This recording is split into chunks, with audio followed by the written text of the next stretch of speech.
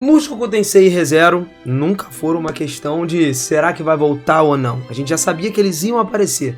Mas galera, Gate, pô, isso definitivamente é o que não tava na mente de ninguém. Isso mesmo, depois de 9 longos anos, desde a segunda temporada terminou, Gate tá de volta, tá? Aliás, tá voltando, só que não da maneira que você poderia pensar, ou talvez nem da forma que você gostaria. E além disso, também tivemos a nossa primeira olhada nas novas temporadas aí de Re:Zero, Mushoku Tensei. Já fiz um vídeo específico aqui sobre o que ia acontecer em Mushoku Tensei e tal, mas a gente vai olhar 3 gigantes hoje do Isekai e eu mal posso esperar para falar com vocês mais ainda sobre cada um deles. Então já pega a pipoca, prepara aí aquele suquinho, senta no teu sofá e vem comigo, vamos lá.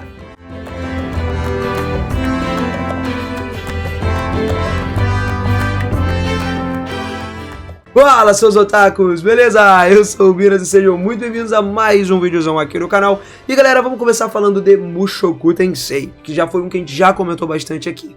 O trailer de Mushoku Tensei em si já é muito revelador. Então, se você quer evitar spoilers, manter a experiência mais pura possível, já te digo, não assiste o trailer não, tá? Só que galera, a questão é o seguinte, a gente sempre dá spoiler aqui, então eu sempre falo das coisas que acontecem. Eu não vou me abster de comentar o que aconteceu, tá? Mano, é uma coisa que me pegou de surpresa. Eu tenho certeza que você também vai ficar animado com o que tá vindo por aí. Não só o lendário fabricante de donuts, Steed, também aparece, como também nós vemos personagens como Perugios, né? Como algumas novas caras aparecendo, o demônio lá, Toph e tudo mais. Se você quiser saber muito mais, eu já fiz uma análise completa desse trailer aqui, tá? Então vamos passando cena por cena aqui pra ficar mais fácil pra gente falar de Mushoku Tensei. Depois a gente vai falando mais a fundo dos outros. Bom, a primeira cena ali que a gente vê é o Rudels escrevendo num caderno especificamente, o texto já tá em japonês lá, então as únicas opções são ele ou a Nana Roshi para conseguir decifrar o que tá escrito naquele livro, ler ali, e quanto ao conteúdo, parece ser alguma coisa como tipo, a partir de hoje eu vou manter um diário, iniciando relatos dos eventos dos últimos dias aí que aconteceram, entendeu? E isso vai influenciar no futuro do Rudels também, quando ele, né, Rudels do futuro aparecer aí pra gente. Quem não sabe sobre o Rudels do futuro, já falei aqui no canal também. Ele volta com o diário pra mostrar pro Rudels o que realmente vai acontecer, pra ele poder mudar a história dele toda. O Rudels, ele aproveita a vida familiar em paz agora. A gente tem ali as pessoas que ele conheceu, a Nana Roshi na universidade, observando o castelo flutuante lá do Perugios, né, o Chaos Breaker. E então temos uma mudança no ritmo dos eventos. A gente vem para os eventos um pouco mais tensos, né? Temos um conjunto lá de gigantes de armadura. Logo depois a gente tem ali uma parte da princesa também apreciando um café. O Rudels e o Zanoba no continente demoníaco lá, né? Que foram junto com a Elinálise e o Cliff. Só que temos as cenas do Rudels lá e do Zanoba juntos. Depois uma conversa do Rudels com o Rei Dragão, o Perugios, né? Justamente para poder descobrir o que ia acontecer. Ele queria saber... Cada um teve a sua conversa com o Perugios e perguntaram coisas específicas. Uma coisa foi dita para cada um. Então a gente vê também antigas ruínas que parecem uma gigantesca biblioteca, e a partir daqui o trailer ainda toma um tom mais sério. Temos o Rudels olhando para o fogo fixamente, provavelmente refletindo sobre alguns problemas da vida dele, coisa normal que ele faz sempre, e depois uma sequência rápida de imagens muito importante. Isso aqui eu falei numa análise mais detalhada para vocês num vídeo separado, então vai lá mais uma vez assistir esse vídeo, mas eu já adianto que o clima dessa parte é muito diferente do tom de Slice of Life da temporada anterior. A gente vê o novo personagem demoníaco lá que apareceu, a Toph, o companheiro, outra personagem inédita com um corte de cabelo meio diferenciado, o Zanoba fugindo da Elinálise, né, como sempre, e depois o Perugios lá, os seus assistentes também aparecem, e aí o Rudels realizando algum tipo de combinação de magia nova que ele está desenvolvendo, e no final voltamos para o diário. Agora temos algumas entradas a mais, né, algumas páginas a mais, e como esses trailers aí, esse, mano, é um dos mais densos de conteúdo com base no que nos foi mostrado. Parece que a gente vai ter uma temporada muito mais movimentada do que a temporada anterior em Mushoku Tensei. Também dá pra entender que a temporada vai cobrir do volume 13 até o volume 17. Se eles mantiverem mesmo o formato das duas partes de temporada, ou seja, 24 episódios para 5 volumes, é um ritmo consistente. A segunda temporada ela cobriu 6 volumes, então, assumindo que a contagem dos episódios seja a mesma, tem uma boa chance deles conseguir uma adaptação muito fiel ao arco do cotidiano, né, e também ao arco do Reino de Azura, que era o um dos arcos mais brabos que tem. Agora, quando essa temporada pode ser lançada? Bom, a gente olha pra trás, lembra que o trailer da segunda temporada saiu exatamente um ano antes do lançamento do primeiro episódio. Então, temos uma estimativa que a segunda temporada seja um ano a partir do lançamento deste novo trailer. A janela geral já foi confirmada para 2026, mas se eu tivesse que apostar, diria que seria no verão do ano que vem, provavelmente. Só que surgiu uma fonte bastante confiável afirmando o contrário, que essa informação vem diretamente dos relatórios financeiros da Toho, cara. Inclusive uma apresentação onde revelaram que o desempenho dos próximos lançamentos, né? E numa pequena seção ali do documento estava listada a terceira temporada para abril. Como esse relatório ele tá literalmente no site comercial oficial da Toho, não tem razão para duvidar dessa informação, a menos que ocorram atrasos na produção. E é possível acontecer, tá? Ninguém controla isso daí não, pode rolar um atraso ou outro, mas tá tudo certo. A gente já tá esperando, vamos esperar mais um pouquinho. Tudo indica, portanto, que a terceira temporada vai ser lançada em abril. Agora, alguns de vocês mais atentos talvez saibam que a equipe da primeira temporada foi trabalhar em outro anime, né? Em Sentenced to be Hero. Então, se você era um fã da qualidade daqueles episódios, pode ser que a gente não tenha exatamente o mesmo nível de qualidade no geral novamente, tá? A equipe completa ainda não foi oficialmente divulgada, mas até agora parece que a produção vai ser muito mais parecida com a segunda temporada. Felizmente, o diretor que foi responsável pela segunda parte ali da segunda temporada volta pra gente, o que significa que pelo menos a qualidade deve ser tão boa quanto foi o arco do labirinto. E convenhamos, galera, foi sensacional, tá? É uma pena que em algum momento o estúdio Bind ele simplesmente foi tão mal gerenciado que muitos dos funcionários acabaram precisando sair. Seria incrível ver aquela paixão, aquele cuidado em toda a série de Mushoku Tensei.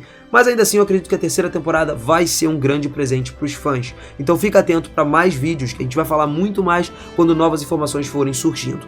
Depois nós temos a quarta temporada agora de Re:Zero, cara, que apesar de ter sido anunciada ao mesmo tempo de Mushoku Tensei, de alguma forma teve 10 vezes menos visualizações do que deveria.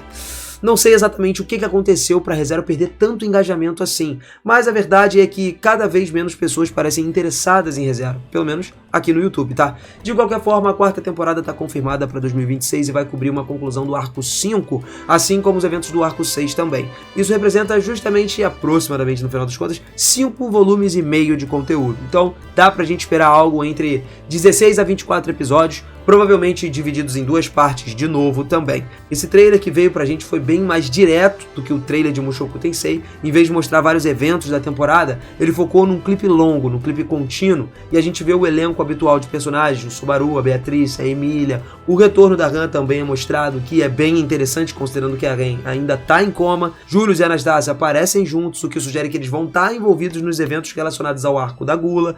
Tudo isso faz bastante sentido, mas o personagem cuja presença mais me surpreendeu foi Mei, a antiga companheira de Elsa. Considerando justamente que até uma temporada atrás ela estava tentando matar todo mundo, o curioso é a gente ver ela do lado do grupo principal. Isso indica uma nova dinâmica no elenco, provavelmente não tão ampla quanto da terceira temporada, o que pode ser algo positivo, já que a história seria mais focada, né? Os visuais também mostram a Ren numa cadeira de rodas, o que indica que mesmo que ela esteja em coma, ela vai estar fisicamente presente na jornada. Além disso, foi apresentado também um novo personagem no visual próprio, sugerindo uma adição, né? Aquela pimentadinha pra gente, inédita nesse elenco.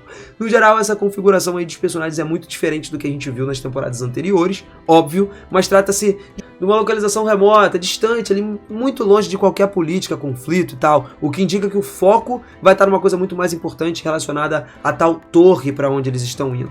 A equipe de produção também vai ter muitos membros ali que trabalharam nas temporadas anteriores, então não espero grandes diferenças de qualidade da animação ou da direção. Isso é muito bom. O estúdio White Fox ele vai continuar sendo responsável pela produção de Re:Zero, o que significa que o visual e a atmosfera vão se manter consistentes na mesma coisa que a gente já viu até agora, tá? Quanto à data de lançamento, de estreia, cara, eu vou te falar que a tendência tem sido de 4 a 6 meses depois da divulgação do trailer. Portanto, provavelmente a quarta temporada vai estrear no primeiro semestre de 2026. Então, se a gente for considerar essa janela de 2026, a possibilidade ali de seguirmos o padrão anterior, né, é o que a gente tá falando, seria tudo sugerido que viria em janeiro. Em janeiro temos a nova temporada de ReZero. Mas é difícil acreditar que a ReZero esteja a menos de 1 ano de distância, tá? Foi exatamente isso que aconteceu entre as temporadas 2 e 3. Então, só resta a gente esperar por mais informações até então. Se o anime realmente for lançado em janeiro, provavelmente a gente vai ter uma data oficial nos próximos meses, talvez com o próximo trailer e tudo mais. E finalmente chegamos em um dos mais brabos de todos. Um dos meus favoritos, inclusive, do mundo dos animes, tá? Não porque é uma obra perfeita, mas porque simplesmente não dá pra superar o quão satisfatório ela é em certos momentos. Eu sei que definitivamente não é pra todo mundo, tá? Só que a premissa é tão divertida que não tem como a gente ignorar. A gente tá falando aqui de Gate, cara. O Isekai de 2015, misturando fantasia medieval com forças militares modernas e tudo mais.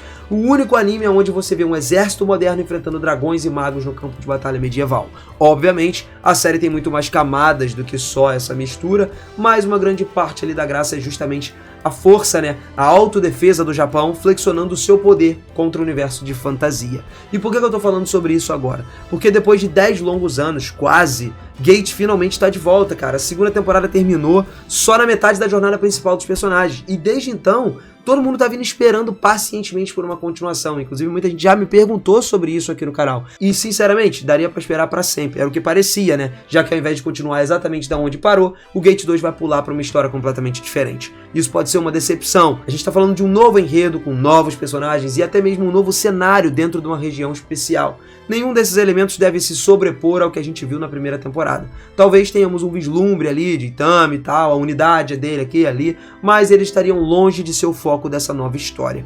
Em vez disso, o foco agora é na força de autodefesa marítima do Japão.